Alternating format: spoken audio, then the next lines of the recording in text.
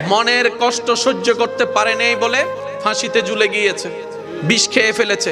অপমান সহ্য করতে পারে নাই বলে সে সুইসাইড করেছে। পরীক্ষায় ফেল করেছে বলে সুইসাইড করেছে।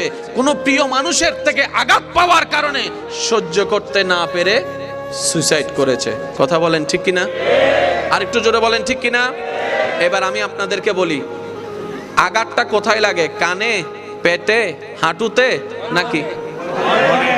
জোরে বলেন না রে ভাই, আমি সবার মুখে শুনতে চাই। কোথায় লাগে? অন্তরে। কোথায়? আরে জোরে বলেন কোথায়?